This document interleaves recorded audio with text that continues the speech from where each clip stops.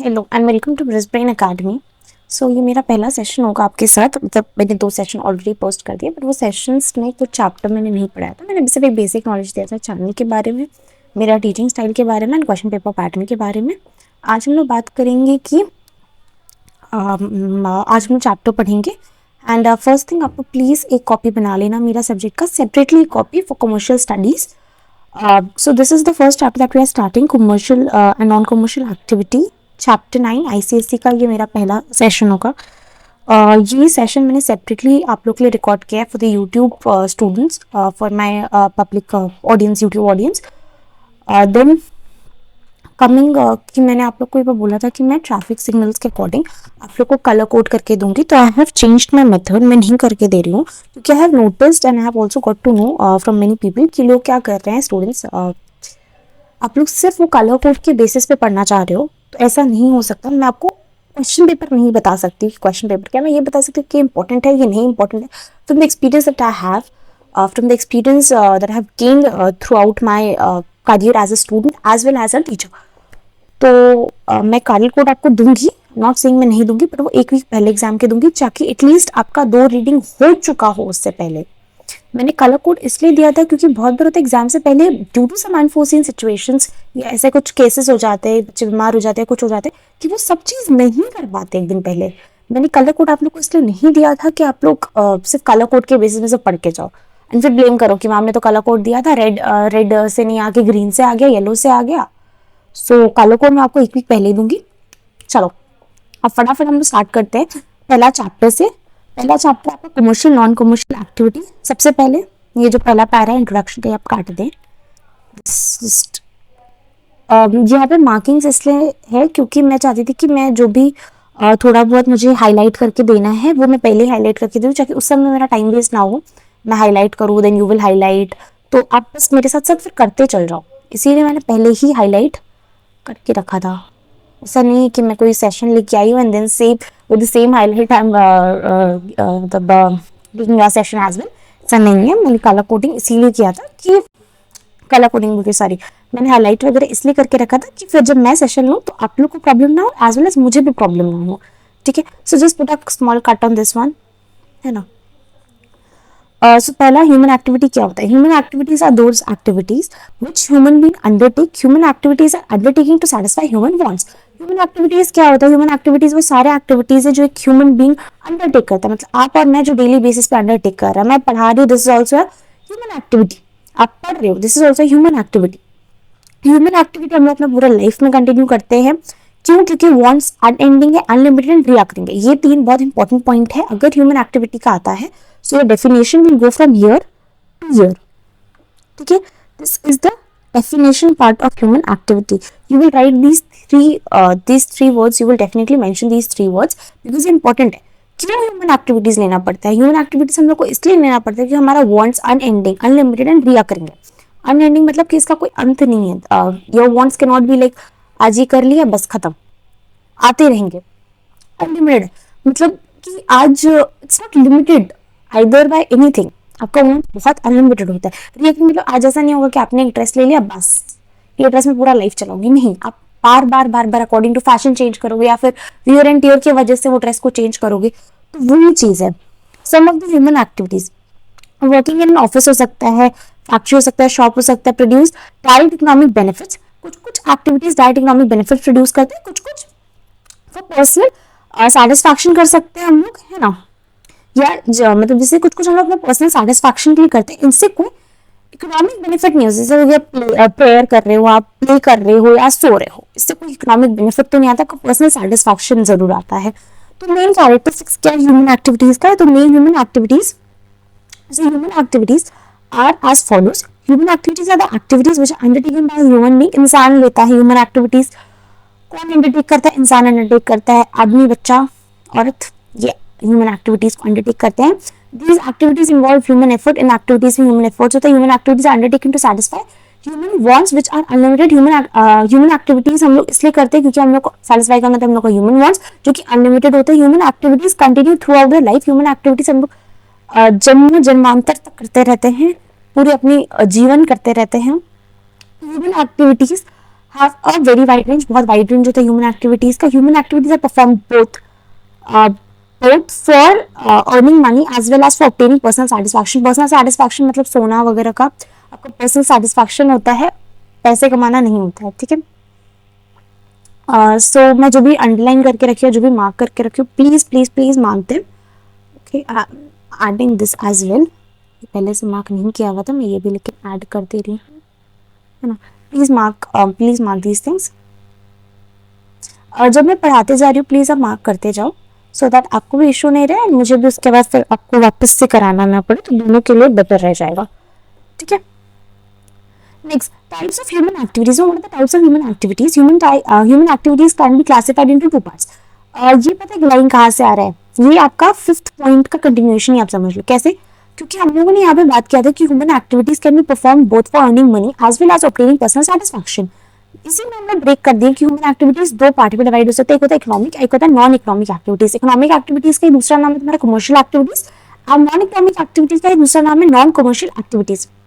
यहाँ पे मैंने कुछ लिख रखा है, एक बार पढ़ो और लिखो तो प्लीज. देखो, पढ़ो, लिखो, फिर मैं बताती हूँ क्या है क्या नहीं. Please please please right it down either in copy और या फिर आप स्टिकी नोट्स रख सकते हो अपने साथ. स्टिकी नोट्स में आप लिख सकते हो. लिखो.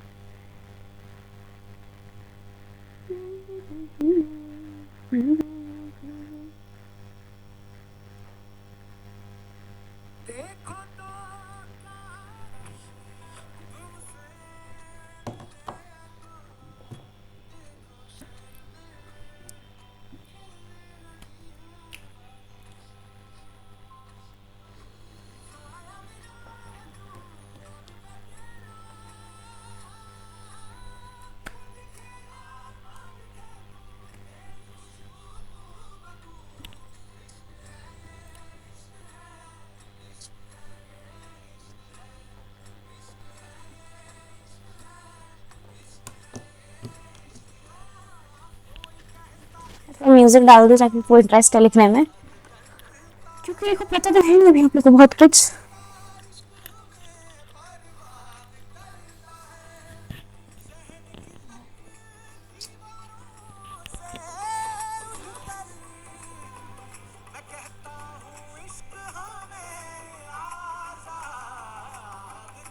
मैं कोई लव प्रमोट नहीं करे, जस्ट अ सॉन्ग. हाँ,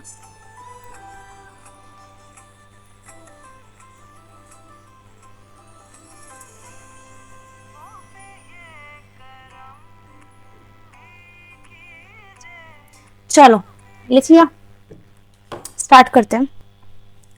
ह्यूमन एक्टिविटीज दो तरह का होता है, एक होता है इकोनॉमिक एक्टिविटीज, एक होता है non economic non commercial activity. किसी ने नहीं लिखा है तो प्लीज अब आप पॉज करके लिख लेना, या फिर मैं जब बोलूंगी तब आप, नहीं अब बोलूंगी तब तो मत ही लिखना यार, पॉज करके लिख लो. ठीक है. तो economic and non economic and commercial activities क्या होता है? ये अर्निंग मनी के लिए होता है, एक्वायरिंग वेल्थ के लिए होता है. मैं यहाँ पढ़ा रही हूँ, मैं पैसों के लिए पढ़ा रही हूँ. मेरी एक्टिविटी दोनों हो सकता है, economic as well as non economic activity, क्योंकि इसमें मेरा इमोशनल टच भी है, love for my students, also emotional touch भी, और ऑफकोर्स पैसे भी है, तो इकोनॉमिक भी है, तो दोनों चीज़ें इन्वॉल्व है. बट जनरली प्रोफेशन पे आते हैं. प्रोफेशन, अगर एक डॉक्टर आपको कोई सर्विसेज दे रहा है तो इकोनॉमिक एक्टिविटी हो गया. आपकी मम्मी आपके लिए खाना बना रही तो she is doing it out of love for the family. ठीक है. तो this is a non economic non commercial activity. Economic and commercial activities में क्या हो सकता है कि कुछ गुड्स या सर्विसेज प्रोड्यूस करेगा. मैं यहाँ पे पढ़ा रही हूँ तो मैं यहाँ पे एक सर्विसेज प्रोड्यूस कर रही हूँ. एक शॉपकीपर है, वो कुछ जाके शॉपकीपर बोल रहा है, सॉरी, एक फैक्ट्री में कुछ गुड्स प्रोड्यूस हो रहे हैं, तो वहाँ पे प्रोडक्शन हो रहा है, इकोनॉमिक बेनिफिट ऐड हो रहा है, प्रोडक्शन हो रहा है इकोनॉमिक गुड्स का. ठीक है. देखो, इकोनॉमिक एक्टिविटी में रिटर्न सच कुछ नहीं है, there is no monetary gain, सिर्फ पर्सनल सेटिस्फैक्शन एंड हैप्पीनेस है. तो रिटर्न में there is no monetary gain, only personal satisfaction and happiness है. देख लो, डन. चलो, ये मूविंग फॉरवर्ड. ये फिर आप काट दो ये पार्ट, चार्ट से पढ़ना है इसको, यहाँ पे से पढ़ने की जरूरत नहीं है. अब हम लोग इन डिटेल पढ़ते हैं कि इकोनॉमिक एंड कमर्शियल एक्टिविटी क्या होता है. Economic activity refers to those human activities which are undertaken to earn a living and thereby satisfy human wants. जो होता है ह्यूमन इकोनॉमिक एक्टिविटीज को हम लोग, इकोनॉमिक एक्टिविटीज वो एक्टिविटीज है जो कि हम लोग अंडरटेक करते हैं, व्हिच आर हाँ, economic activities are those activities which are undertaken to earn a living, जो मैं हाईलाइट कर रही हूँ ना, these are the key points. मतलब जब एक एग्जामिनर आपका आंसर पढ़ता है तो वो एक्सपेक्ट नहीं करता है कि आप सब कुछ वर्ड टू वर्ड डाल दो उसमें, बट हाँ वो इतना जरूर एक्सपेक्ट करता है कि जो की पॉइंट्स है, की वर्ड्स है, एटलीस्ट आप उतना उसमें इंक्लूड करके रखो, ठीक है।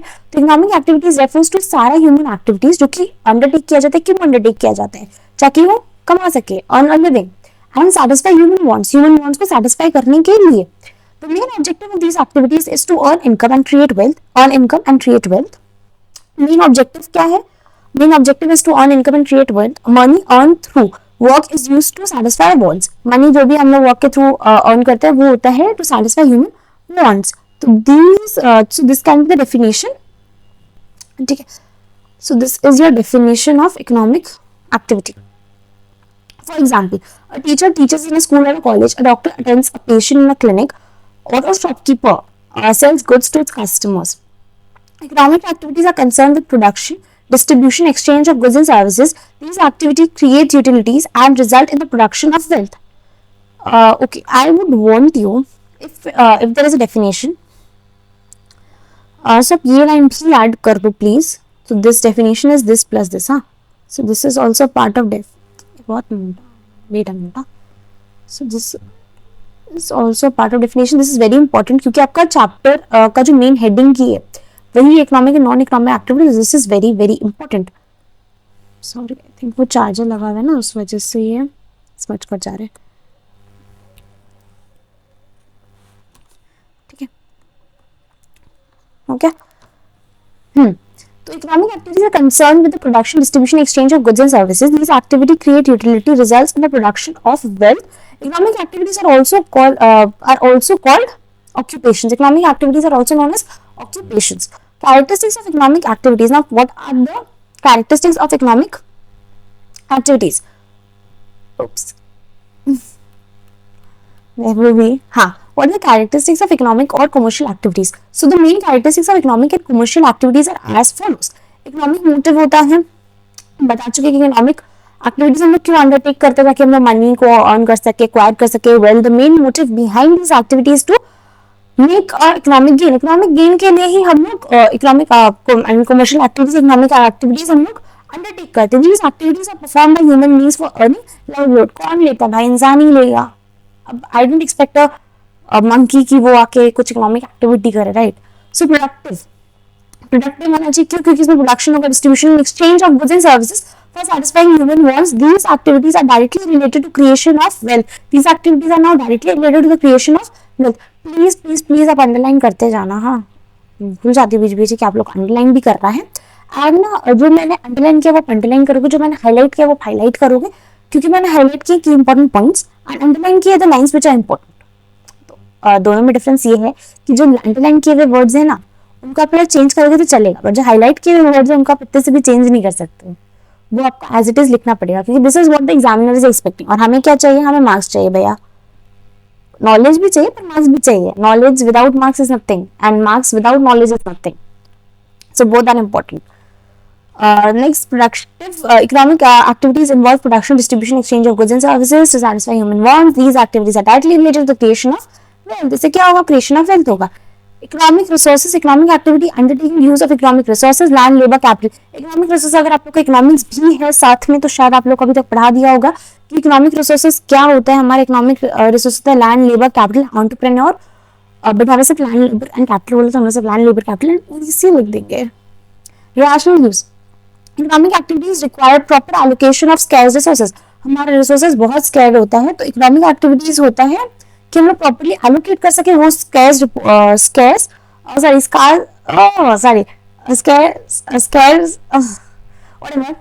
these resources as to obtain a maximum output from them. These activities these activities involve optimum utilization of land, labor, capital and other factors of production. Welfare of the society can be maximized when the best possible use of resources is made. Maximum welfare of the society हम लोग maximum कब कर सकते हैं? maximize तभी कर सकते हैं जब हम लोग resources को एकदम अच्छे से use कर रहे हो. Economic growth, economic activities determine the level of economic development of a country. ये बताता है इकोनॉमिक ग्रोथ जो है वो बताता है तुम्हारा लेवल ऑफ इकोनॉमिक डेवलपमेंट कितना हो रहा है कंट्री का, under standard of living of the citizens, और ये बताता है तुम्हारा standard of living of the citizens. Legal and valid economic activities performed for economic gain are called economic activities only when they are lawful। अरे यार economic activities ना lawful होना चाहिए। चोरी चकारी है उसको हम लोग क्या हम लोग मानेंगे इकोनॉमिक एक्टिविटी? क्या रे चोर भी तो पैसा चुरा ही रहा है, एकदम एकदम वो भी तो पैसा चुरा रहा है, वो भी तो एकदम सब कर रहा है, तो क्या वो इकोनॉमिक एक्टिविटी हो गया? क्या नहीं, वो नहीं हुआ। क्यों? क्योंकि वो लॉफुल नहीं है। Unlawful activities such as gambling, black marketing, theft etc. are supposed are not are opposed to public interest, मतलब पब्लिक इंटरेस्ट के अकॉर्डिंग नहीं है। These activities cannot be called as economic activities, इनको इकोनॉमिक एक्टिविटीज नहीं बोला जा सकता। Socially desirable, economic activities are socially desirable for the society, these are in accordance with the expectations and norms of the society, ये expectations and norms of the society के according होना चाहिए। Examples of economic या commercial activities, अब चलो ये हम लोग खुद से सोचते हैं, हर चीज बुक से पढ़ना भी जरूरी है। अच्छा ये प्लीज प्लीज प्लीज यहाँ पे एक नोट था वो मैं आपको बोलना भूल गई, ये लिख लो सारे मार्किंग से, एक बार आप लोग देख लो कि आप लोगों ने, ये बार बार इरिटेटिंग लग रहा है, क्यों ऐसा हो रहा है? चार्ज में तो लगा हुआ है सिर्फ, ये मेरा इशू कर रहा है। ठीक है, ये आप लोग देख लो कि आप लोगों ने सारे मार्किंग्स कर लिए हैं। मैं थोड़ा स्लोली स्लोली जाती हूँ, म्यूजिक चालू कर दी हूँ कि आप लोगों को इंटरेस्टिंग भी लगे।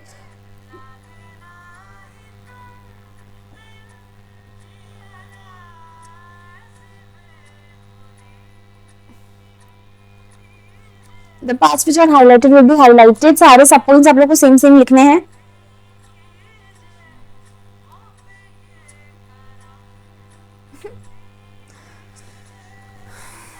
Irritated as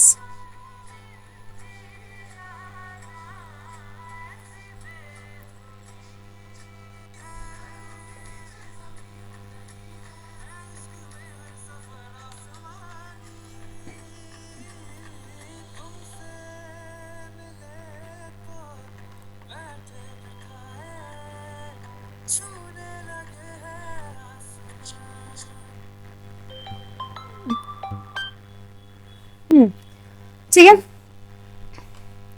Moving forward, what are the examples of economic and commercial activities? ठीक है, हम लोग खुद से सोचते हैं हम लोगों ने अभी भी क्या क्या पढ़ा। इकोनॉमिक एक्टिविटीज वो सारे एक्टिविटीज है जो कि मुझे पैसे कमा के देंगे। सिंपल से ये ले लो, मेरा कुछ इकोनॉमिक बेनिफिट है उसके एंड में। प्रोडक्शन, प्रोडक्शन डिस्ट्रीब्यूशन, कुछ कुछ था ना ऐसा, क्या क्या था मैंने अभी कुछ वर्ड्स पढ़े थे, कहाँ गए कहाँ गए कहाँ गया, ये रहा। इस concern with the production distribution exchange of goods and services, तो इनसे कुछ भी रिलेटेड होगा तो वो होगा,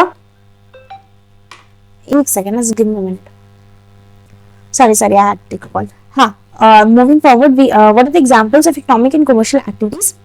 production of goods by manufacturer in factory, देखो यहाँ पे था प्रोडक्शन था, प्रोडक्शन आ गया।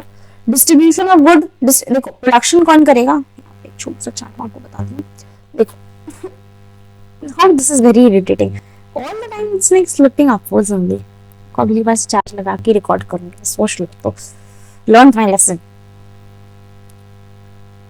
हाँ, मूवी फॉरवर्ड देखो, एक गुड्स है वो प्रोड्यूस होगा, फिर वो जाएगा वेयर हाउस में रखाएगा, फिर वो जाएगा डिस्ट्रीब्यूशन में, राइट। छोटू सा बना रहे हैं जस्ट नॉर्मल, एकदम छोटा सा वैसा, ठीक है। तो यहाँ पे हो गया production of goods and services. Goods produce कौन करेगा? Manufacture, please make this, manufacturer produce करेगा। कहाँ पे प्रोड्यूस होगा? फैक्ट्री में प्रोड्यूस होगा।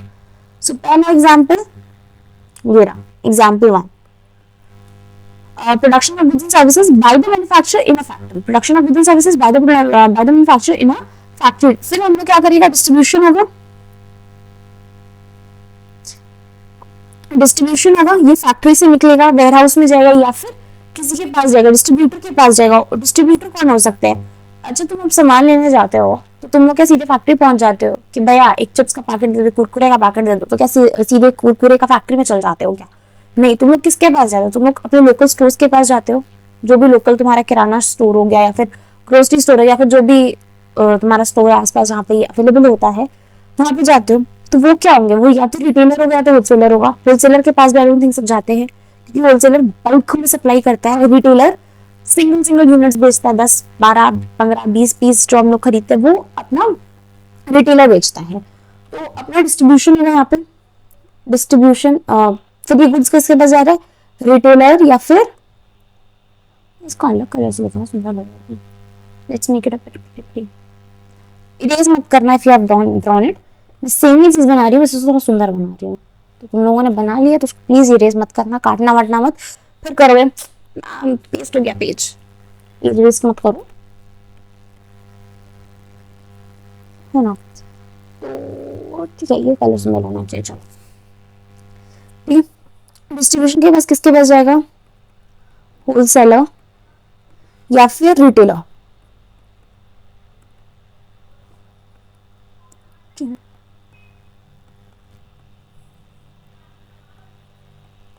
डिस्ट्रीब्यूशन के लिए जाते हैं, चलिए गुड्स एंड सर्विस। अब ये रिटेलर या होलसेलर के पास यहाँ से जा रहा है डिस्ट्रीब्यूशन के लिए। अब ये क्या करेगा, ये कस्टमर्स को बेचेगा। हम लोग जाते हैं तो हम लोग खरीदने जाते हैं, वो बेचने जाते हैं, तो ये सेल करेगा गुड्स एंड सर्विसेज।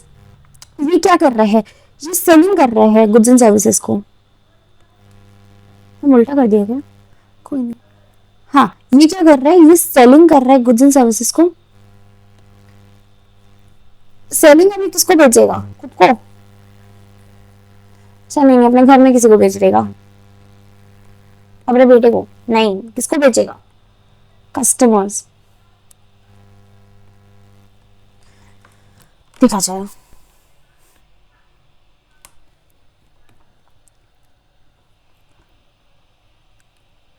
किसको बेचेगा, ये बेचेगा कस्टमर्स को।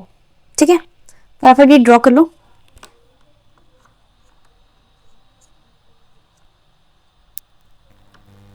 अब कस्टमर को बेच दिया, जरूरी है सारा कस्टमर तुम्हारे घर के आजू बाजू को, नहीं ना।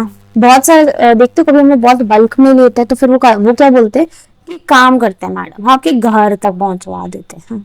आपने इतना कुछ लिया, या फिर कोई बहुत ऐसे जान पहचान का होता है तो वो लोग क्या बोलते हैं, अरे बेटा छोड़ दो, मैं आपके घर तक पहुंचवा देता हूँ। तो यहाँ पे हो गया तुम्हारा ट्रांसपोर्ट। ये ट्रांसपोर्ट हो गया, और goods and services. Goods goods का ट्रांसपोर्ट हो गया, तुम एक ही देखो ना गुड्स का। ठीक है, अब यहाँ पे ना देखो, मैं एक स्टोरी बता रही हूँ, लेकिन आपको थोड़ा थोड़ा देखना पड़ेगा। हम यहाँ पे बोला था ना कि प्रोडक्शन होगा, फिर इसमें जाने से पहले आपका वेयर हाउस में जाएगा स्टोरेज के लिए। तो यहाँ पे आ गया हमारा स्टोरेज, या फिर होलसेलर रिटेल को भेज देगा तो स्टोरेज के लिए रखेगा। स्टोरेज के लिए कहाँ रखेगा, warehouse. Warehouse, sorry spelling Hindi में स्पेलिंग गंदा हो गया यार, वेयर हाउस। ठीक है, ये वेयर हाउस पे रखेगा डिस्ट्रीब्यूशन के लिए। या तो होलसेलर को भेज दिया भैया तुम्हारा डिस्ट्रीब्यूशन के लिए रख लो, या फिर ये क्या करेगा, स्टोरेज के लिए वेयर हाउस पे रख लिया। ठीक है, इतना भी तुम लिख दोगे तो बहुत है। हम लोग एक दो और पढ़ लेते हैं ताकि आप भूल ना जाए। ठीक है, ये वाला हो गया तुम्हारा प्रोडक्ट, या तो तुम ये पूरा लिख लो, या तो फिर हम इजी इजी देख लेते हैं। ठीक है, तो क्या हो गया, हम लोग फिर से स्टोरी रिपीट कर लेते हैं। प्रोडक्शन होगा तो इसका दो चीज हो सकता है, या तो वो फिर वो होलसेलर या रिटेलर को दे देगा, किस लिए दे देगा, डिस्ट्रीब्यूशन के लिए, या तो फिर वो स्टोरेज के लिए रख देगा वेयर हाउस में। प्रोडक्शन कहाँ होगा और कौन करेगा, प्रोडक्शन होगा मैन्युफैक्चर करेगा, फैक्ट्री में होगा। वो गुड्स जो निकलेंगे प्रोड्यूस होके वो कहाँ, दो जगह हो सकता है, या तो वो स्टोरेज के लिए वेयर हाउस में स्टोर हो जाएगा, या फिर वो होलसेलर या रिटेलर के पास चल जाएगा डिस्ट्रीब्यूशन के लिए। फिर क्या होगा, वो सेलिंग के लिए कस्टमर्स के पास जा सकता है, या फिर वो ट्रांसपोर्ट हो सकता है गुड्स एंड सर्विसेज का, सॉरी गुड्स का ऑर्डर ट्रांसफर हो सकता है। ट्रांसपोर्टेशन में हम एक और चीज ऐड कर सकते हैं, ट्रांसपोर्टेशन से गुड्स का होता है क्या, पैसेंजर्स का भी तो होता है ना। तुम यहाँ से अपने घर जा रहे हो बाई चांस, तो तुम अपने स्कूल से अपने घर बस से जाते हो, तो वो क्या हो गया, ट्रांसपोर्टेशन ऑफ पैसेंजर्स। ठीक है, तो हम लोग देखते जाते कि हम लोगों ने अभी क्या क्या कवर कर लिया। तो पहला है, अच्छा यू गाइस आर नॉट 10, ठीक है, लिखो लिखो लिखो, इसको लिखो, थोड़ा सा सुंदर से बना बना के लिखना, बहुत मेहनत किया हमने, थोड़ा सुंदर से देख देख के समझ समझ के लिखो।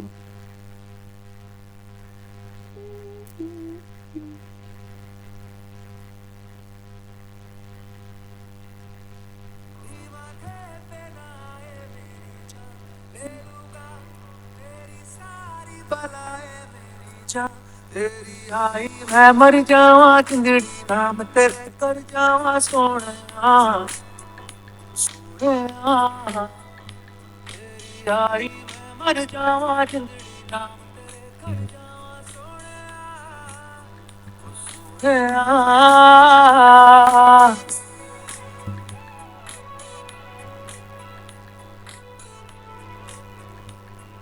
चलोगे? अगर नहीं किया है वीडियो पॉज। ठीक है, अब देखते हैं हम लोगों ने कवर क्या क्या कर लिया है। हम लोगों ने कर लिया production of goods and services by manufacture in factory. फिर डिस्ट्रीब्यूशन ऑफ गुड्स कौन करेगा? होलसेलर या रिटेलर करेगा। Selling of goods by retailer to the customer, retailer बेचता है कस्टमर को। ठीक है, selling of goods by retailer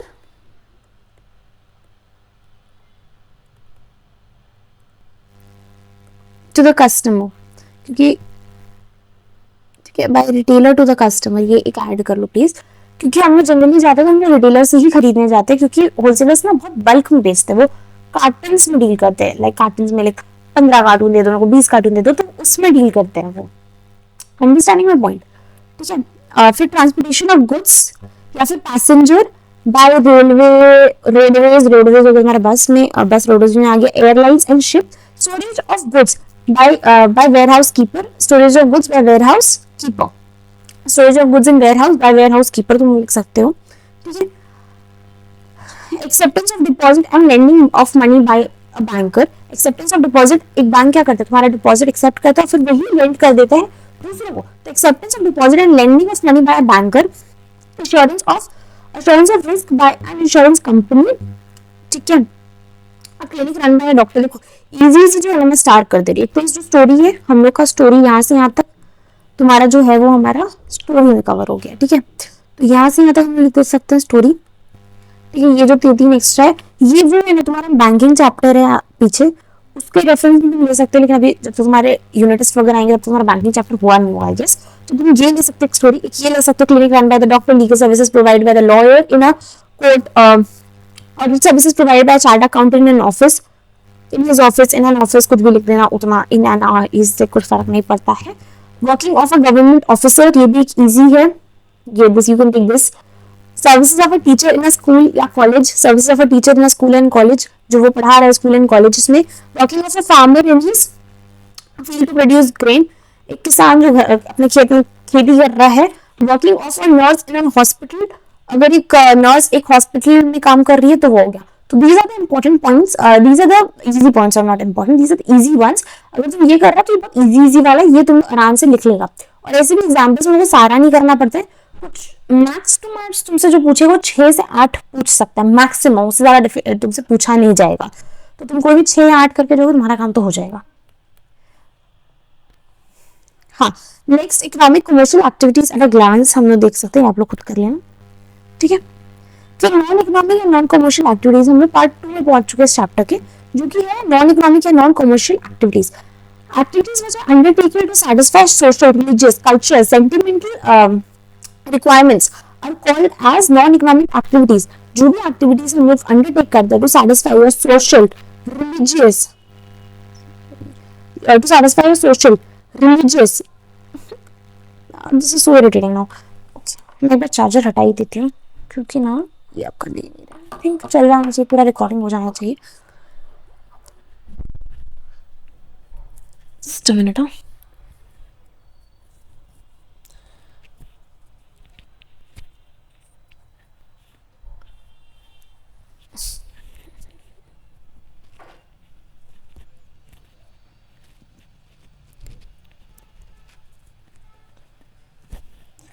अरे एक्चुअल प्रॉब्लम क्या हो रहा है ना, ये जो माइक मैंने नया मंगवाया था for this recording, specially YouTube recording के लिए, ढंग से काम नहीं कर रहा है, कुछ इशू हो रहा है, तो इस वजह से मुझे पर्सनली काफ़ी प्रॉब्लम हो रही है रिकॉर्ड करने में।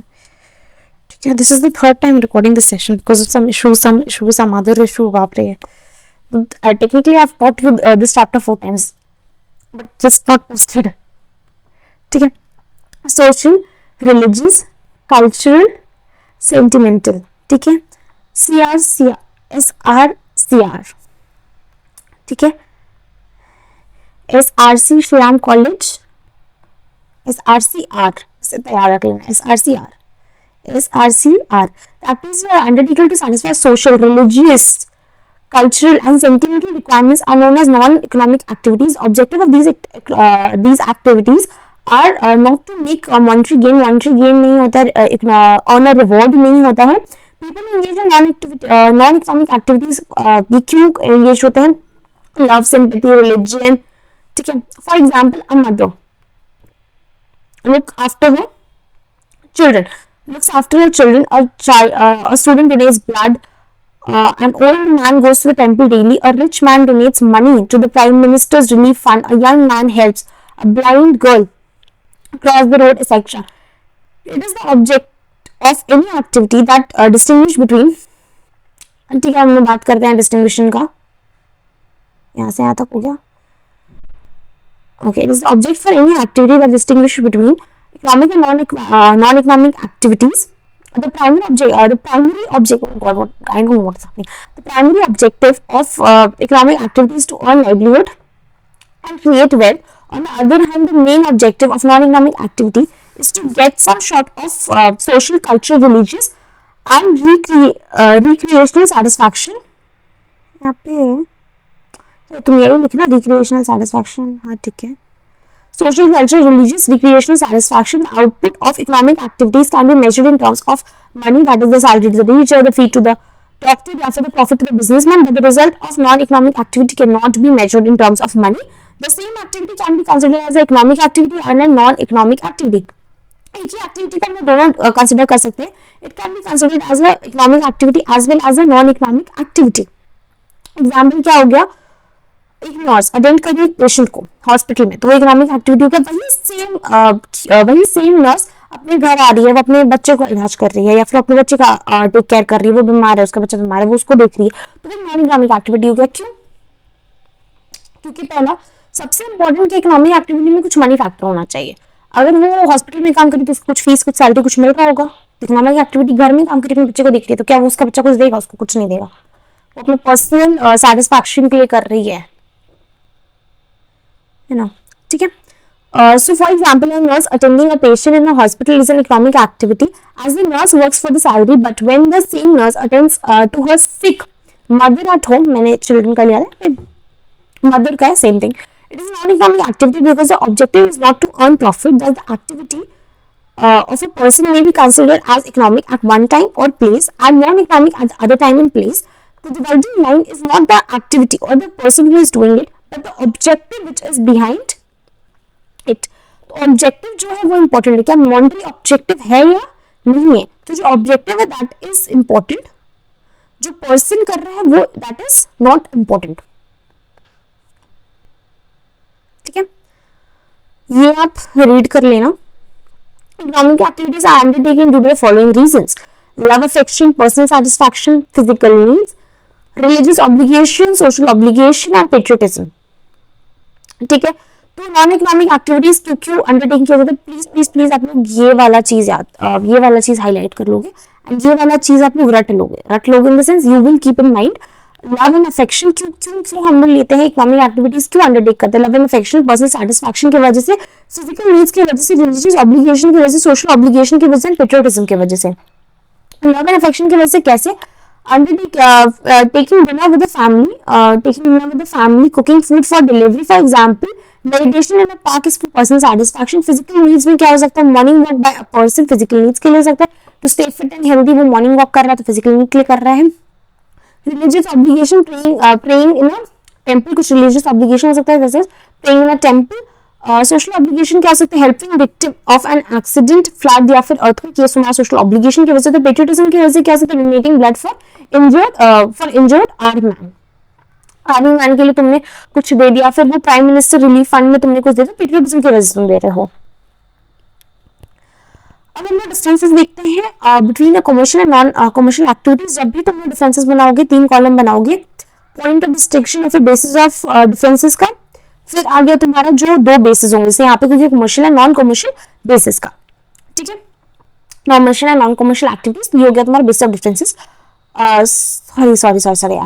सॉरी हाँ, और वो भी सो पॉइंट ऑफ डिस्टिंक्शन या फिर बेसिस ऑफ डिफरेंसेस का एक कॉलम बनेगा आपका, और बाकी ना जो दो चीज पूछे, जैसे commercial non commercial and non commercial activities पूछा है, इकोनॉमिक नॉन इकोनॉमिक एक्टिविटी मांगा, तो आप दो कॉलम में से उस हिसाब से मतलब आप कर लोगे। Understanding what I am saying? See what I am saying is कि जब भी बनाओगे 3 कॉलम बनेगा, यहाँ पे आएगा बेशीश, और यहाँ पे जो भी दो चीज पूछा होगा, 3 चीजें तो 3 चीज आएगा। This is what I am saying. हाँ, सो बेसिस ऑफ डिस्टिंक्शन का क्या होता है?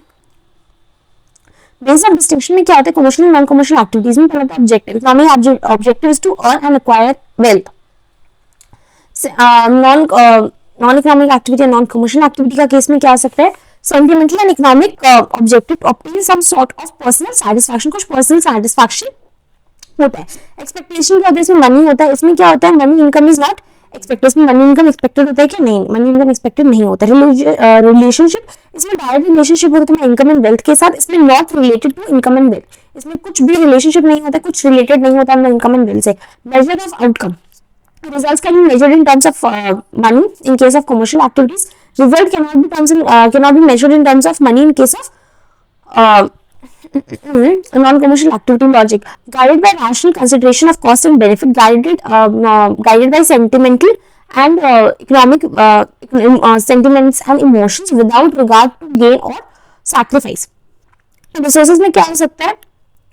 Involve proper allocation and optimal use of resources. Optimal allocation and use of resources is not essential. Types of examples क्या क्या होगा इसमें? होगा तुम्हारा बिजनेस, प्रोफेशन और एम्प्लॉयमेंट। इसमें क्या होगा? तुम्हारा फैमिली ओरिएंटेड होता है, रिलीजियस हो सकता है, सोशल, कल्चरल एंड रैशनल। ठीक है, अभी हम यहीं तक रखते हैं। Types of economic activities we will continue in the next lecture. Thank you so much guys. I hope you enjoy the session. Give me all the feedbacks possible. मैं आपके सारे feedbacks को try करूंगी कि मैं inculcate करूँ सारे doubts, कुछ भी doubts है, कुछ भी चीज आप चाहते हो कि मैं include करूँ lecture में, कुछ भी चीज जो मैं आप चाहते हो मैं exclude करूँ lecture में, let me know in the comments down. And also जिनके बोर्ड एग्जाम्स आने वाले हैं, all the best to all of them. आप लोग को अगर बोर्ड एग्जाम से रिलेटेड कुछ 1-2 वीडियो चाहिए, क्योंकि अभी मैं क्लास 10 कवर नहीं कर रही हूँ, पहले मैं क्लास 9 करूंगी, देन क्लास 10 करूंगी। तो अगर आप लोगों को कुछ स्पेसिफिक रिक्वायरमेंट्स है या कुछ है तो please please please let me know. अगर मेरे से हो पाएगा तो I will make a video for that as well. And या so let's meet in the next class. Thank you everyone. Do subscribe the channel too and click the bell icon ताकि आप लोग को लेटेस्ट अपडेट वगैरह मिलते रहे। And अगर आप लोग चाहते हो कि आपके फ्रेंड्स भी एक्सेल करे, उनको भी थोड़ी हेल्प हो जाए, उनको भी थोड़ी गाइडिंग मिल जाए, क्योंकि एक नया चैप्टर है all together for all of you. So please please please उनसे भी शेयर कर दो, so that everyone can benefit from this. Okay, so कितने पेजेस बाकी हैं वो भी कर लेते हैं, क्योंकि मुझे पता है आफ्टर एवरी सेशन, क्योंकि मैं भी कर दी थी, कितने बच गए हैं यार, कितना करना पड़ेगा। So there are only 3 pages, I think 3 or 4। 4 pages including question 5 pages including question answer everything, तो 5 more pages to go and then we are good to go. Okay, so मिलते हैं नेक्स्ट सेशन में। All the very best, आप लोग अच्छे से पढ़ो and please revise this before attending the next lecture, so that आप पूरे सिंक में रहो, क्योंकि मैं बहुत जगह हो सकता है रेफरेंसेस दूं पुराने लेक्चर का, क्योंकि मुझे अज्यूम है कि आपने फर्स्ट रीडिंग या सेकंड रीडिंग कर ली है, मतलब आपने 2 बार पढ़ लिया कंटेंट मेरे सेकंड लेक्चर को स्टार्ट करने से पहले। सो बाय बाय, मिलते हैं नेक्स्ट लेक्चर में।